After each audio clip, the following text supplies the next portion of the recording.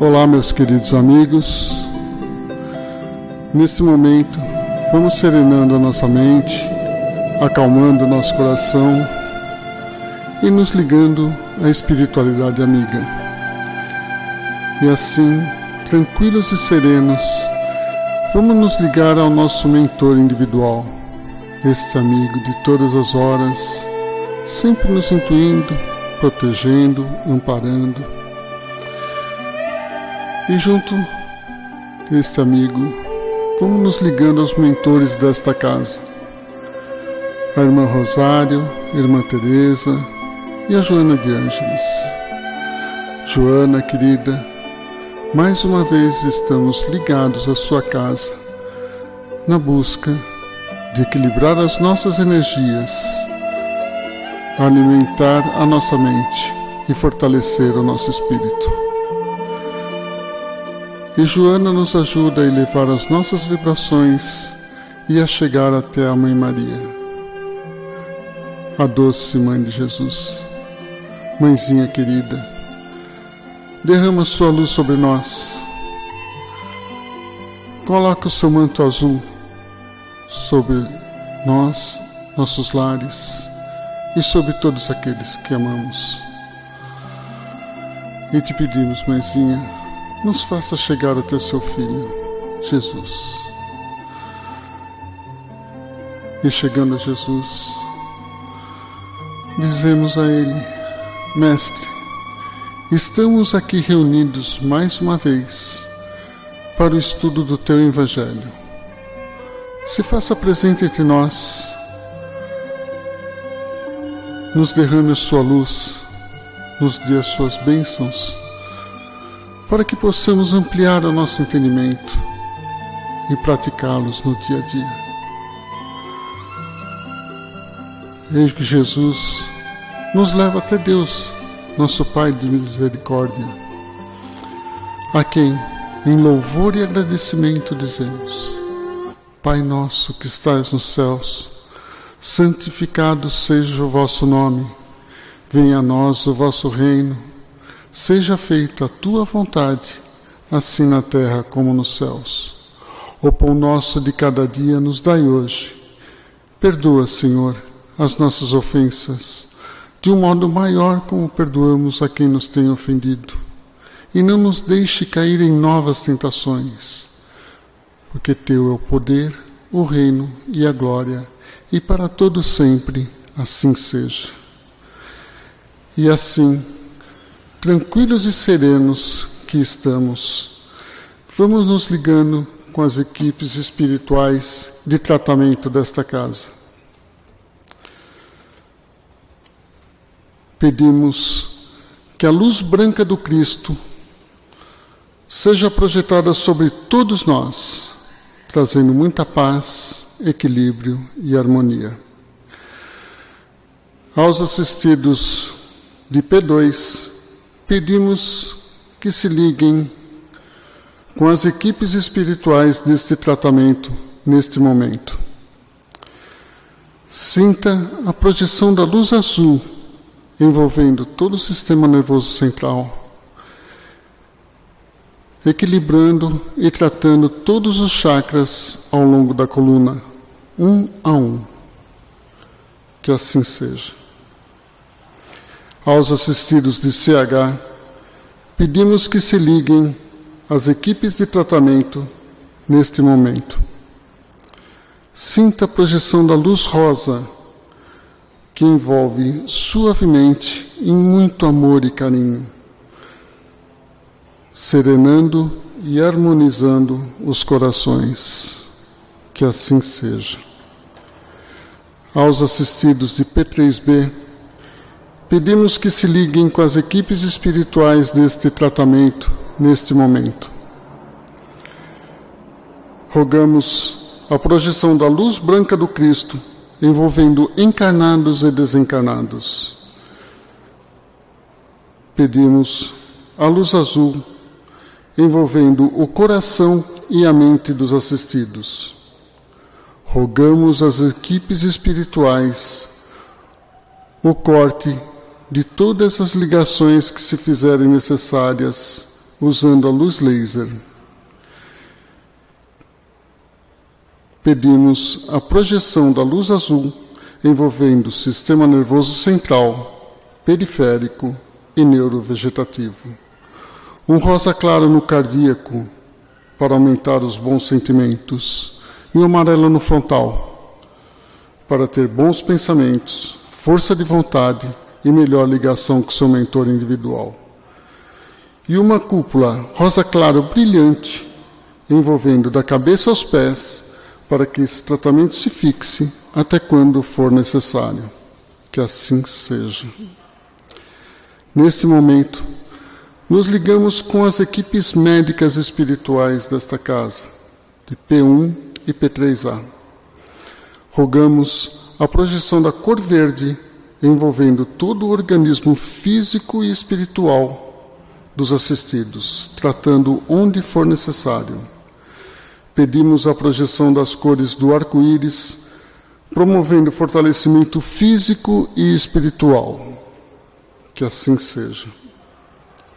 Nos ligamos agora com as equipes espirituais de tratamento infantil, Sheila e Meimei, que envolve as crianças em muito amor e carinho, trazendo a paz e a harmonia. Que assim seja.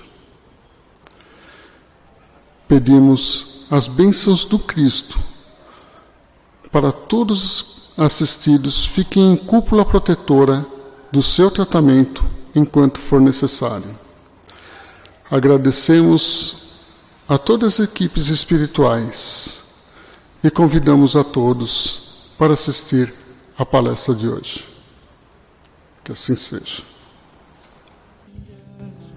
Boa noite, queridas irmãs e irmãos em Cristo.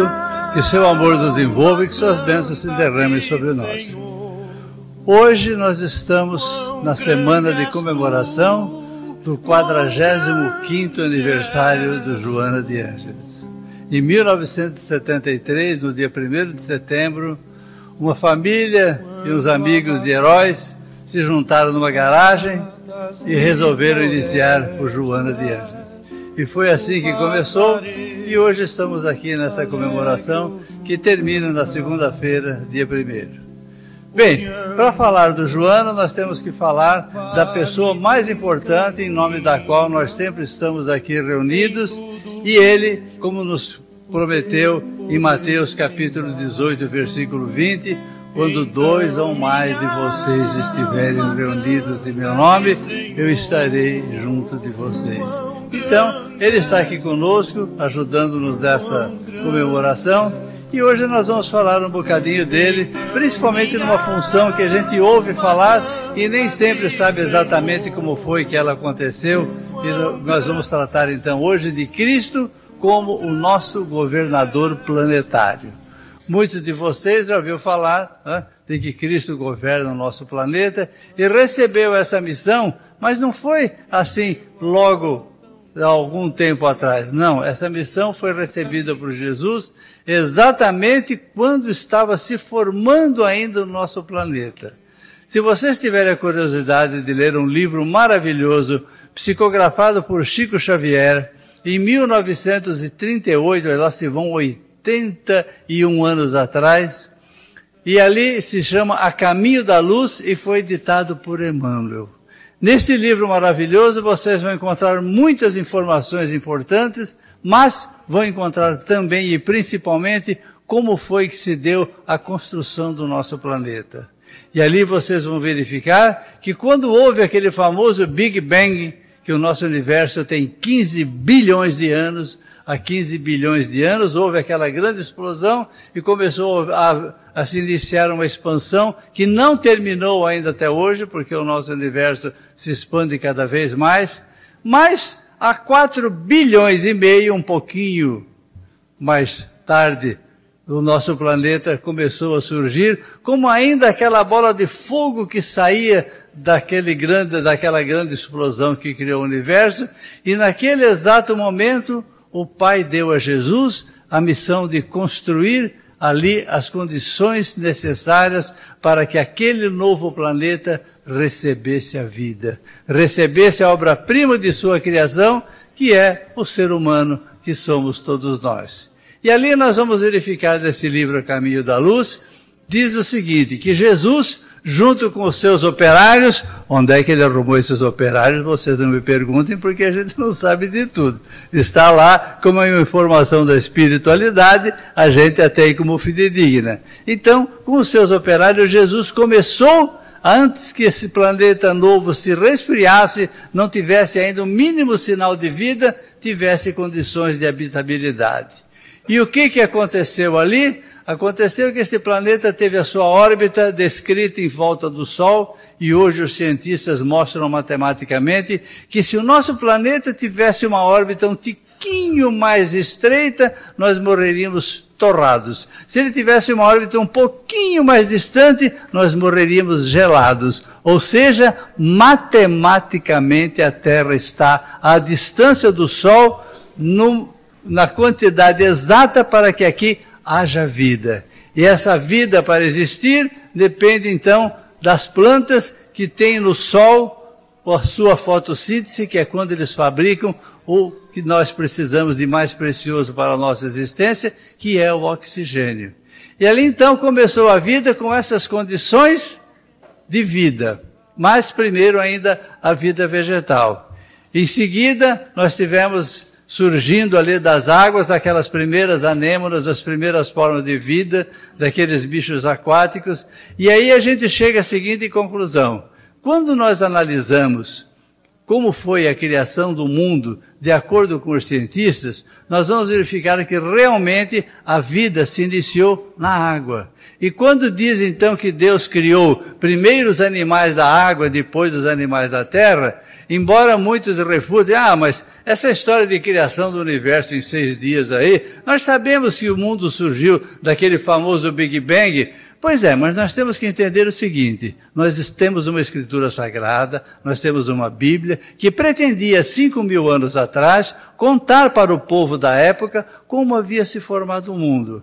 Agora, se é tempo de Jesus, há 2.000 anos atrás, ou seja, menos 3.000, quer dizer que esse pessoal já tinha evoluído. Jesus disse a todos que ele não iria contar tudo o que ele sabia, tudo o que ele devia, porque o povo ainda não tinha a inteligência, a percepção necessária para entender tudo o que ele tinha a dizer. Se há 2.000 anos atrás o povo já era meio burrinho assim, falando em português, claro, vocês imaginem há 5.000 anos.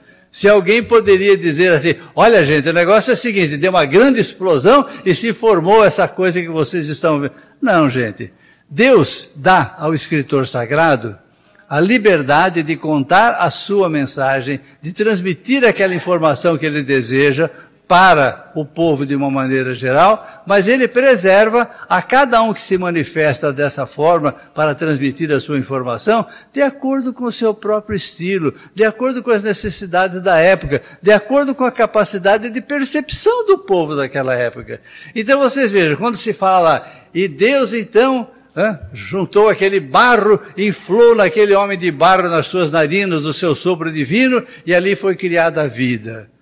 E ele falou, mas por que homem de barro? Homem de barro porque naquele tempo a profissão em voga que todo mundo praticava era de oleiro. O homem mexia com o barro. Quando você falava para ele que o homem veio do barro, ele entendia alguma coisa que era de acordo com a sua profissão.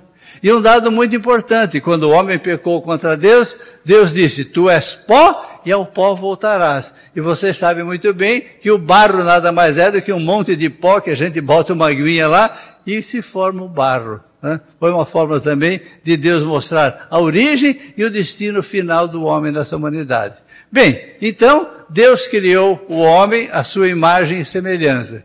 E aqui a gente fica pensando, mas como criou a nossa imagem e semelhança? Eu olho à minha volta aqui, eu não vejo semelhança nenhuma de nós para com Deus. Deus é aquela pessoa justa, boa, misericordioso. O ser humano faz o outro passar fome, engana, rouba, mata. Onde é que está essa semelhança? Pois é, que a gente fica procurando a semelhança no lugar errado.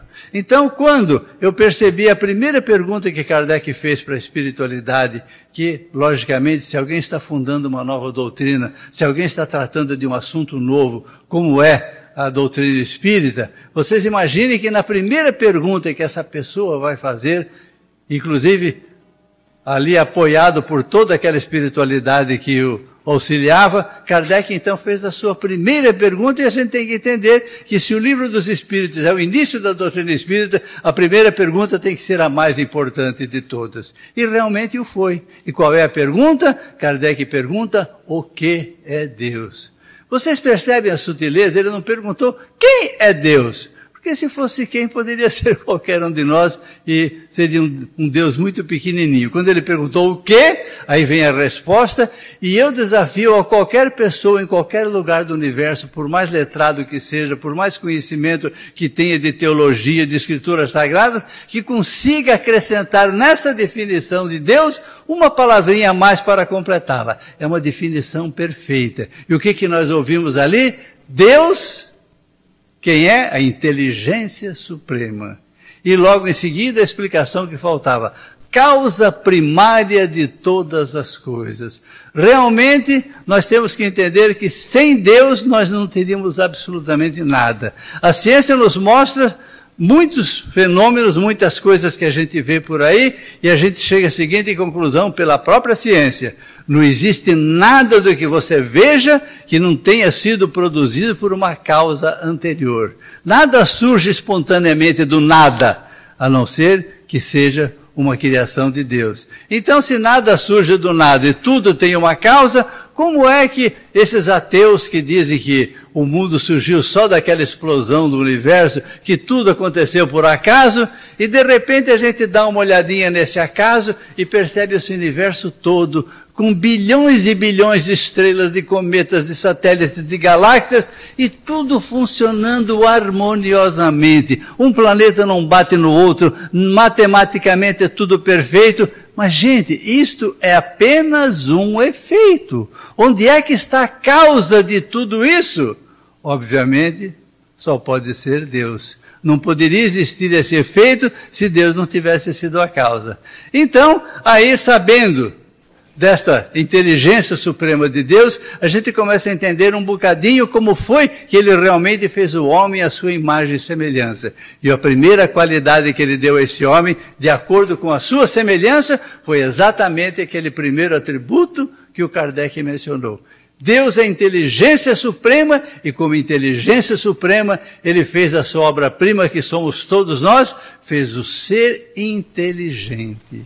O ser humano é o único ser que pensa, que raciocina, que tem conhecimento da sua própria existência, que hoje, graças à doutrina espírita que nos esclareceu, nós sabemos de onde nós viemos, o que é que nós estamos fazendo aqui e para onde é que nós vamos.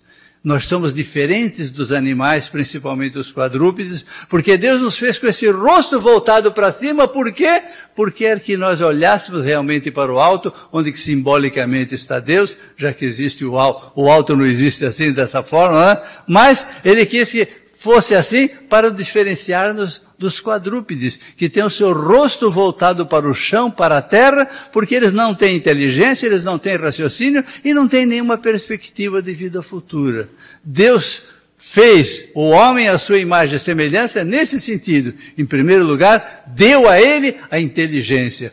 Lógico, é apenas uma faísca, uma centelha, um milésimo, um nonagésimo qualquer, uma fração muito diminuta, mas nos fez inteligentes, saindo da sua inteligência. E a outra semelhança que nós temos para com Deus é um atributo que muitas vezes nós nem nos damos conta da importância dele e que Deus nos deu, que ele realmente é livre para fazer tudo o que ele fez, e ele nos deu então o quê? O livre-arbítrio. Deus nos deu uma liberdade plena e total de fazermos tudo o que nós quisermos, do jeito que nós quisermos, só lembrando o nosso bom e velho Chico Xavier, que ele dizia assim, né?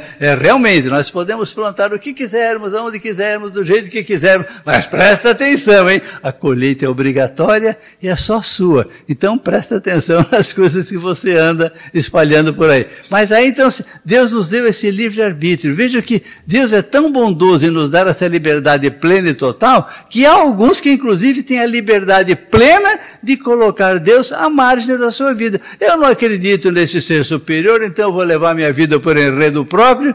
E o que é interessante, né? Normalmente essas pessoas que levam a vida por enredo próprio e deixam Deus de lado das suas vidas, eles se arrebentam, se quebram, e de repente lá pelas tantas ele tem até uma noção, puxa, mas falaram desse... Aí ele olha para cima e fala, mas Deus, se você existe mesmo, por que eu me estrepei todo dessa maneira? Aí é que está, se Deus preza a nossa liberdade, nós podemos ter a nossa vida com Ele, sem Ele, obviamente, como nós somos seres inteligentes, vamos aproveitar essa inteligência e colocar o nosso destino nas mãos de Deus, porque como é que vocês acham que vai proceder o meu Pai, que é a bondade, que é a misericórdia, que é a justiça em pessoa? Obviamente vai querer o melhor para nós. E muitas vezes a gente reclama das coisas que nós pedimos ao Pai e parece que Ele não entendeu bem o pedido que a gente fez, porque nós pedimos uma coisa e de repente vem uma outra completamente diferente. Acho que Ele não está entendendo. Não, Ele sabe muito bem o que você está pedindo. É que você está pedindo alguma coisa que será um grande inconveniente na sua vida e você hoje vê só o momento presente, mas Ele vê o futuro e sabe que esta coisa hoje não vai ser boa para você. Vocês imaginem a história daquele filho que pediu para o pai, né, que encheu, aborreceu a vida inteira, que ele queria uma moto, o pai não aguentou mais, comprou a moto, primeira volta que ele deu no quarteirão, a jamanta passou em cima e lá foi o rapaz. Se esse pai soubesse que esse filho teria esse destino, ele teria comprado a moto para ele? Obviamente que não. Então, muitas vezes nós não sabemos o que pedimos, nem por que pedimos, e Deus, então, não nos dá exatamente aquilo que a gente pede, porque Ele sabe que aquilo não é o que nos convém. Como esse pai amoroso, como esse pai que realmente quer o bem dos seus filhos, Ele vai nos dar exatamente aquilo que a gente precisa. Bem, mas o nosso tema hoje é o nosso governador planetário. E esse pai foi tão misericordioso que ele resolveu transmitir o seu recado para nós através da voz do seu próprio filho. Vejam que Deus já tentou falar com o homem através dos 10 mandamentos, Ele deu aquela legislação tão bonita, tão perfeita, dizendo que nós deveríamos amá-lo acima de tudo, amar ao próximo como a nós mesmos, honrar pai e mãe, não roubar, não matar, não cobiçar a mulher do próximo, nem as coisas. Então Ele deu tudo prontinho, mas parece que o homem, quando tem uma lei na mão, a primeira coisa que ele faz é ver como é que eu furo essa lei, como é que eu faço essa lei funcionar a meu favor. E aí o próprio Jesus nos diz, ouvistes dizer, amarás o próximo como a ti mesmo. Mas tem aqueles que acrescentaram, e odiarás o teu inimigo. Essa segunda parte não faz parte da lei de Deus. Essa é a invenção do ser humano, né? Que ele vai amar o próximo, ou seja, aquelas pessoas que convivem com ele, a mulher, os filhos, os amigos, e o resto é para odiar. Não, gente, não é nada disso. E como eles perceberam, como Deus percebeu que não haviam entendido a sua mensagem por escrito nas tábuas da lei, Ele tomou uma providência mais radical. Ele mandou para nós o seu próprio mensageiro, a sua própria voz. E por que Jesus é a própria voz de Deus? Porque nós vamos verificar em João, no capítulo 1, no versículo 1, ele diz o seguinte, e vejam, João foi o apóstolo mais importante na vida de Jesus, ele imodestamente dizia que ele era o discípulo que Jesus mais amava. E cá entre nós, né, Jesus não deveria fazer esse tipo de distinção, mas João foi o mais fiel de todos os discípulos. Vocês sabem que quando Jesus está agonizando na cruz, só 2 pessoas estão do lado dele. Uma é Maria, a sua mãe, que não abandona um filho nunca, não é verdade? E o outro era João. Os outros apóstolos, com medo de serem presos como Jesus e serem crucificados também, se mandarem, não quiseram nem saber. Fora o Pedrão lá, que com aquele fanatismo que adorava o mestre, o negou 3 vezes, né?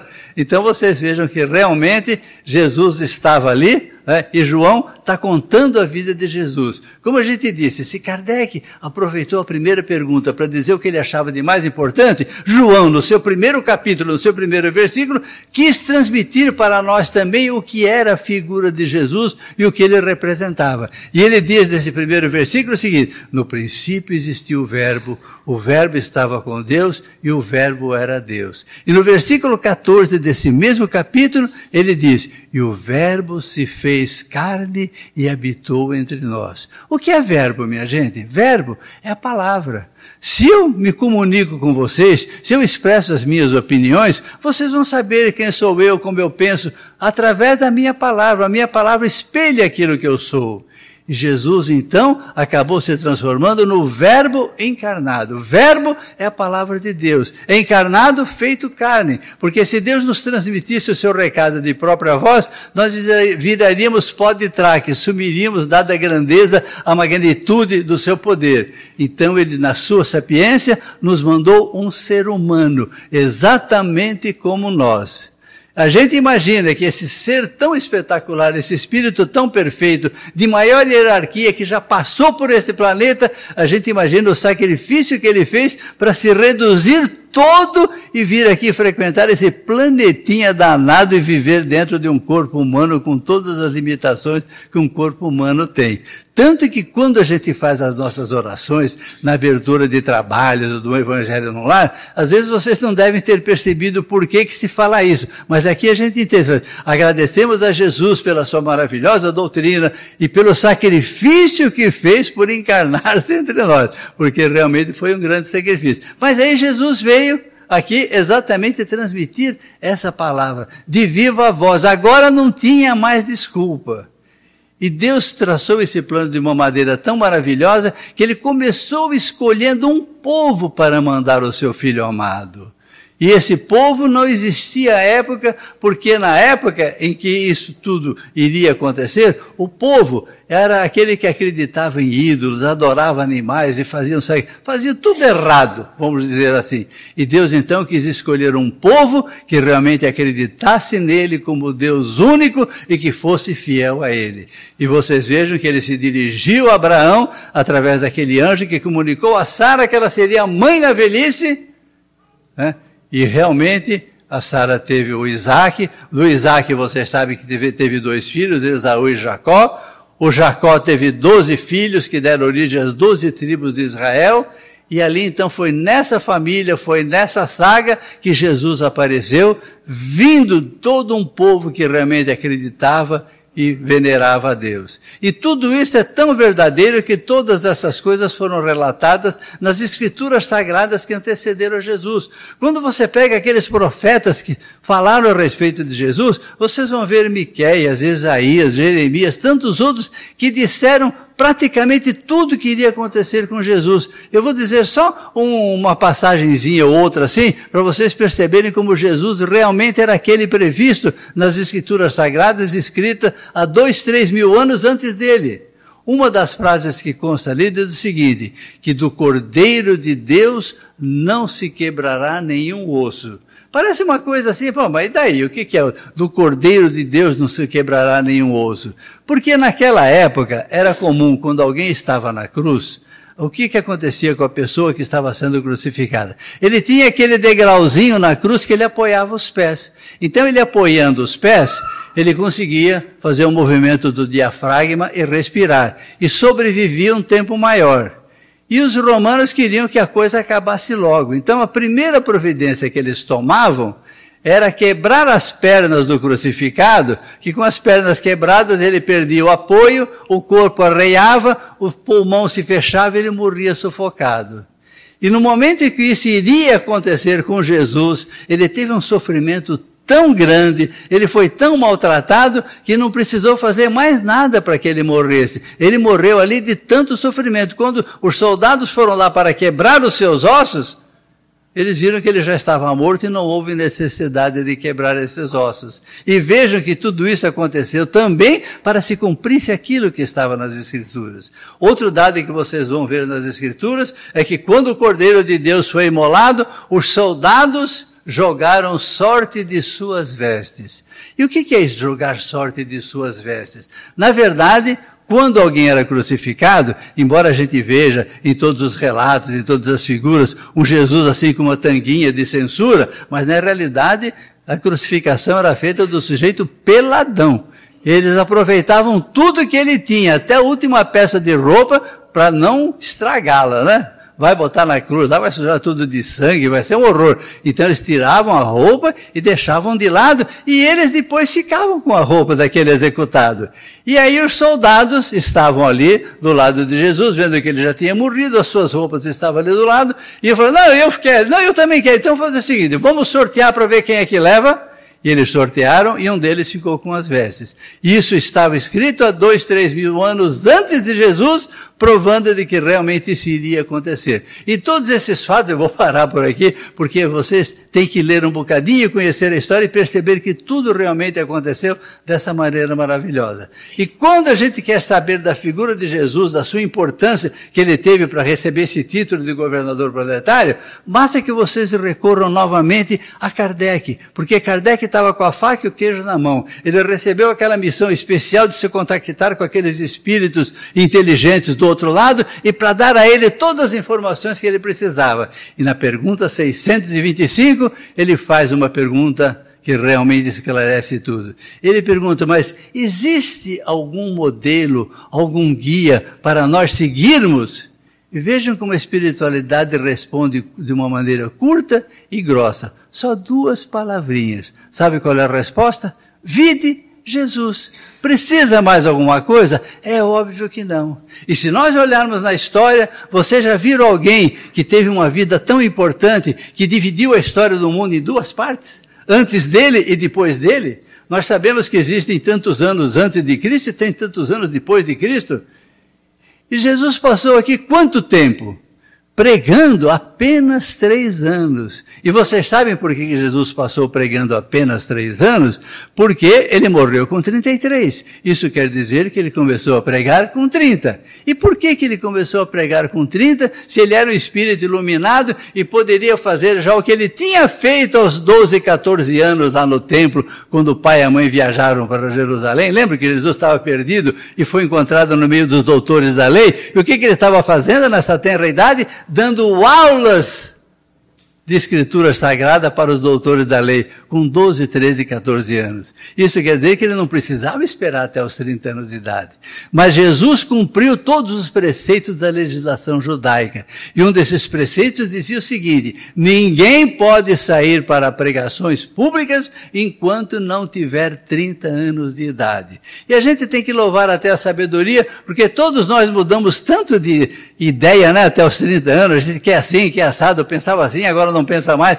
Aos 30 anos já dá um amadurecimento, a gente já sabe o que é da vida, então realmente foi por isso que aconteceu. Mas vejam, ele só ficou pregando durante 3 anos, e nesses 3 anos ele deixou toda a sua obra-prima necessária para a nossa evolução, para o nosso crescimento espiritual. Se vocês olharem no Evangelho de Jesus, dos seus ensinamentos, da caridade, do perdão, do amor ao próximo, não falta nada.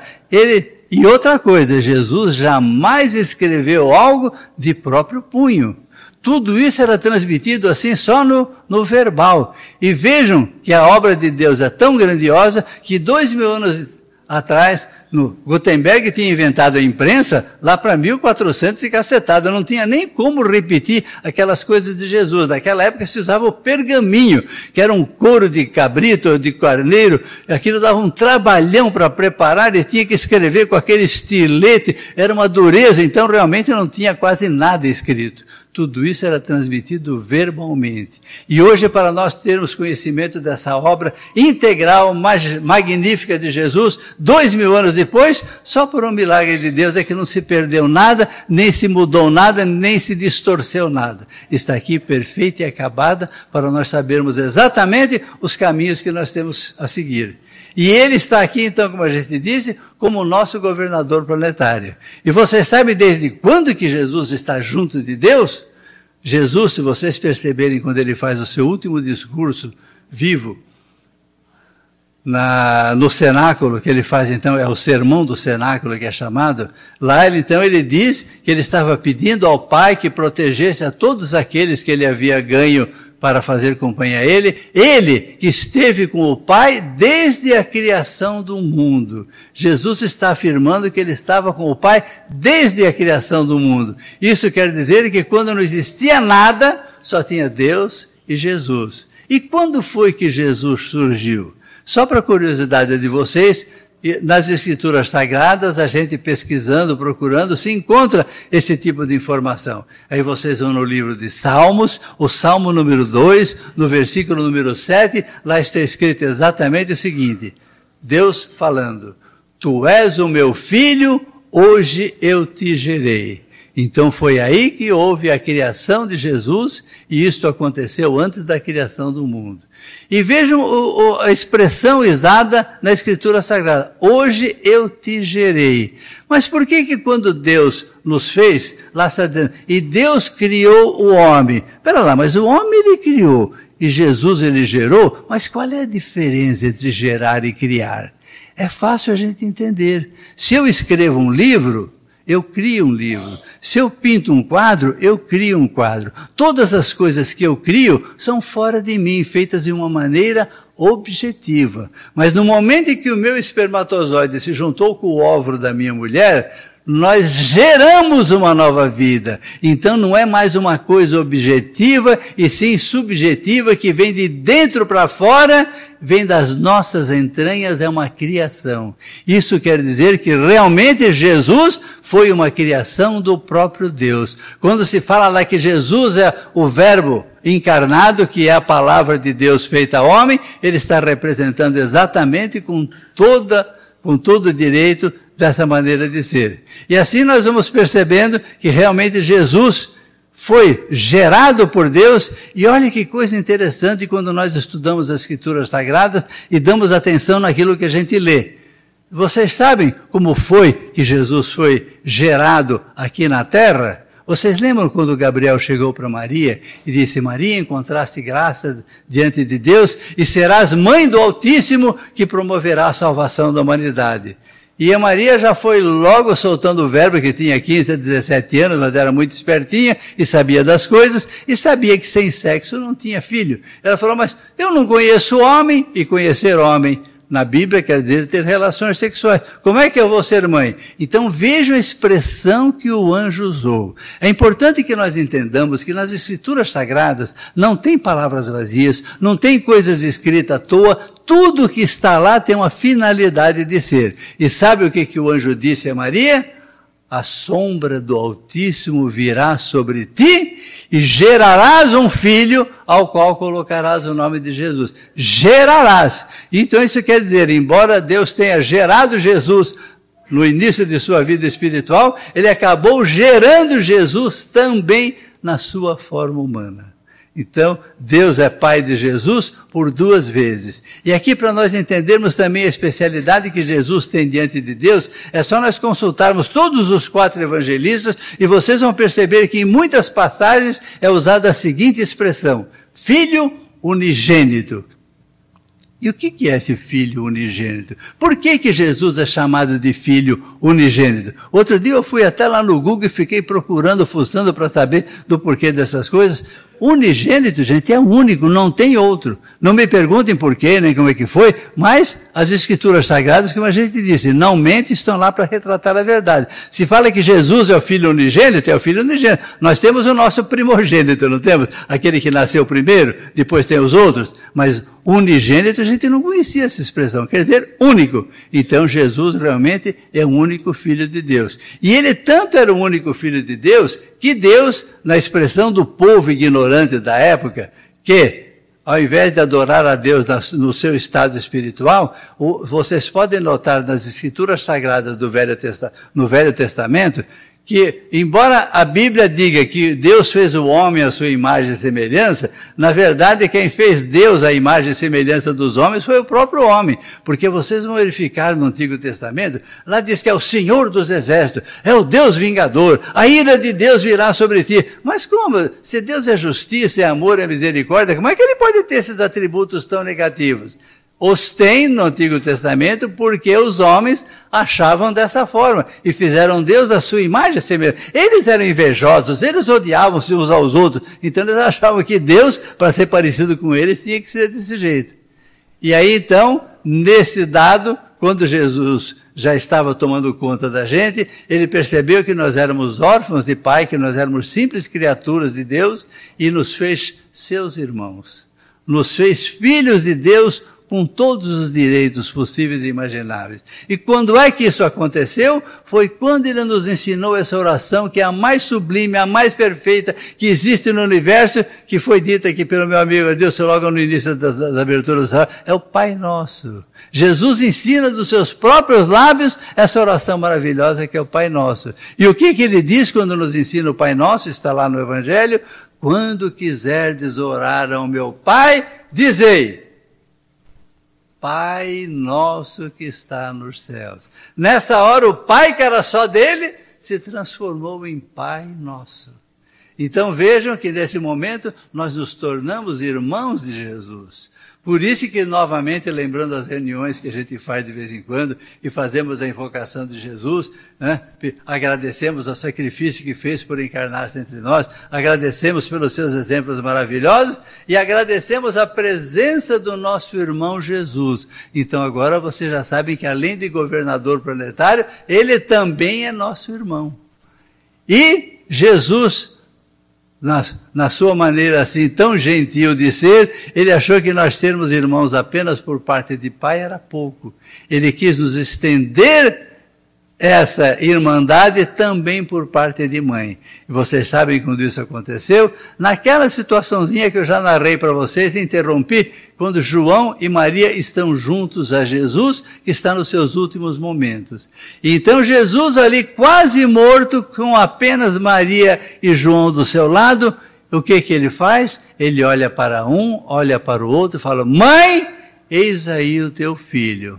Olha novamente para o outro e para um: Filho, eis aí a tua mãe. E a partir desse momento, aquela mãe, que era tão importante na vida dele, que Jesus tinha uma adoração toda especial por Maria, ele estendeu essa maternidade de Maria, que era só dele, para todos nós. Por isso nós nos tornamos também irmãos de Jesus, por parte de pai e por parte de mãe. Então vejam que realmente Jesus teve uma atenção muito especial. Eu vou contar só uma passagenzinha pequenininha para vocês perceberem o que é dedicação, como um filho que é devotado à sua mãe, às vezes faz até o que não deve. Aqui entre aspas, né? Mas vocês vão perceber agora na história que eu vou contar. Quando foi que Jesus fez o seu primeiro milagre? Foi nas bodas de Caná. Num casamento em que Jesus e Maria haviam sido convidados pelos noivos, e eles estavam lá. Só que o casamento daquela época não era como hoje, né? Que, vamos no casamento, de madrugada vai todo mundo para casa, acabou a festa, né? Não, naquela época o casamento durava vários dias. E Maria está ali do lado do mestre de banquete, aquele que toma conta de tudo, e ela percebe que o mestre de banquete chega e fala para o noivo: acabou o vinho. Gente, não tinha brigadeiro, não tinha essas outras, chopp, não tinha, era só vinho. O vinho era a alma da festa. Acabou o vinho, é vergonha, é vexame para os noivos. E Maria, percebendo aquela vergonha que os noivos iriam passar, ela chega para Jesus e candidamente fala: filho, acabou o vinho. Só que Jesus ainda não havia iniciado a sua vida pública, ainda não era o momento dele iniciá-la, e para iniciar a sua vida pública, só depois de iniciada é que ele faria todos aqueles milagres que nós já conhecemos. Então vejam, nesse momento Jesus se dirige a Maria de uma maneira até assim, meia... Ele nem a chama de mãe. Quando ela fala isso, ele simplesmente diz: mulher, ainda não é chegada a minha hora. Nossa, né? Qualquer outra pessoa que recebesse uma bronca dessa, enfiava a viola no saco e esquecia do assunto, não é verdade? Qualquer pessoa, menos as mães, não é verdade? Qual é a mãe que aceita um não do filho? Mas de jeito nenhum. E Maria então fingiu que não ouviu absolutamente nada, chamou o mestre de banquete, apontou Jesus e falou apenas o seguinte: façam tudo o que ele disser.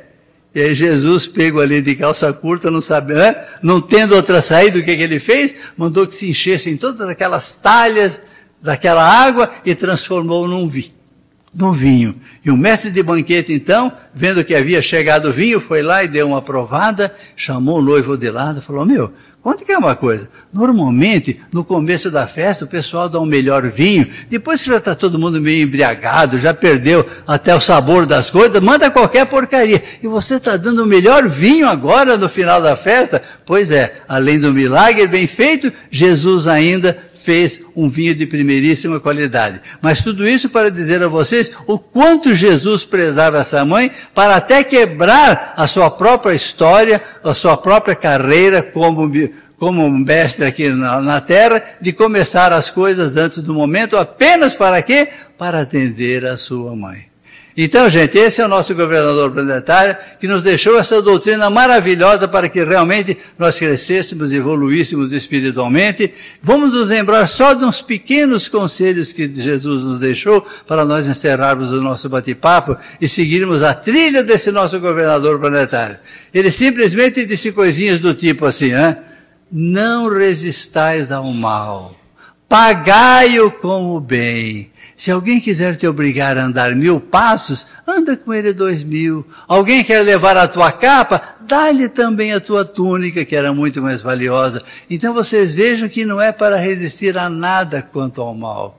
Por isso é que ele acaba dizendo, embora lá no começo vocês lembram como é que aqueles danadinhos interpretavam a lei, amarás ao próximo e odiarás o teu inimigo. E Jesus chegou aqui dizendo o quê? Amai os vossos inimigos, bendizei aqueles que vos perseguem e caluniam. É uma lição de amor e de caridade que a gente nunca viu em nenhum lugar do mundo. Mas é esse o caminho que Jesus quer para nós. E por que ele nos ensina esse desprendimento, essa caridade, esse amor absoluto? Por uma simples e boa razão. E com isso eu vou encerrando meu papo com vocês, é que no nosso coração, por um princípio de física, não consegue abrigar duas coisas ao mesmo tempo. Ou você tem ressentimento, mágoa, rancor, inveja, desejo de vingança e outros tantos, ou você tem a caridade de Jesus e o amor ao próximo. As duas coisas não cabem no seu coração. Por isso é que quando você começa a guardar ressentimento, a guardar mágoa, a felicidade, o crescimento espiritual do seu coração faz a maletinha, sai pelos fundos e não volta mais. Então a gente terá uma vida amarga, uma vida triste, só de ressentimentos, só de amarguras, só de coisas ruins. Por isso, minha gente, substituamos esses sentimentos negativos em nosso coração e coloquemos o amor. Esse amor que até nos leva, segundo Jesus nos ensinou, a amar os nossos inimigos. Mas o que é importante, como a gente fala na interpretação das Escrituras Sagradas, amar os inimigos não quer dizer levar o inimigo para casa, dar tapinha nas costas dele, achar que é uma festa, nada disso. Porque há certas pessoas que nos atacam, que são nossos inimigos, que querem tanto mal, que não é possível nós convivermos com eles. Jesus, quando diz, amai os vossos inimigos, ele quer dizer o seguinte: não guarde rancor do seu inimigo, não guarde mágoa do seu inimigo, reze por ele. No livro dos Espíritos, no nosso Evangelho, tem um pedacinho lá nesse assunto aqui, que diz o seguinte, é oração aos criminosos. Então lá o Espírito que dá aquela mensagem maravilhosa, ele diz o seguinte, que quanto aos criminosos, nós somos assim, os ele vezes ele, não, criminoso bom é criminoso morto, tem que morrer mesmo. Então, ele diz o seguinte, esses criminosos são pessoas ignorantes, que não conheceram a luz de Jesus. A nossa função é nós rezarmos, nós orarmos por eles, para que suas mentes se abram, para que eles realmente caiam em si e se arrependam daquilo que fizeram.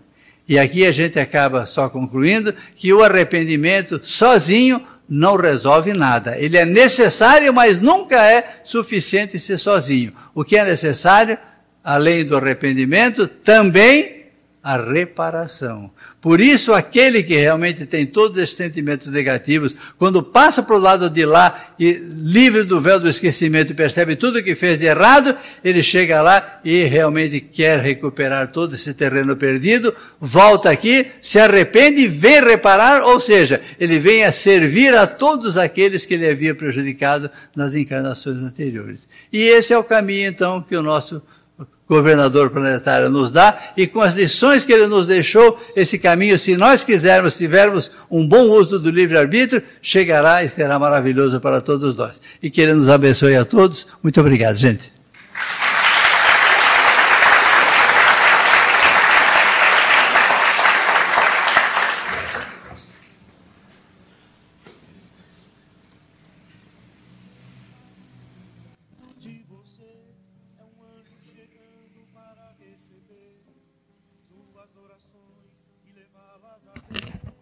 Vamos mais uma vez, fechando os nossos olhos e agradecer a espiritualidade maior pelas energias de amor e de paz que envolveram este ambiente. Vamos agradecer ao Vanderlei pela sua dedicação e gentileza em compartilhar seus conhecimentos com todos nós, estimulando a nossa reflexão para temas tão importantes para a nossa evolução. Agradecemos mais uma vez a Joana de Ângeles, a Maria de Nazaré, ao Mestre Jesus e a todas as equipes e fraternidades que deram sustentação aos trabalhos desta noite.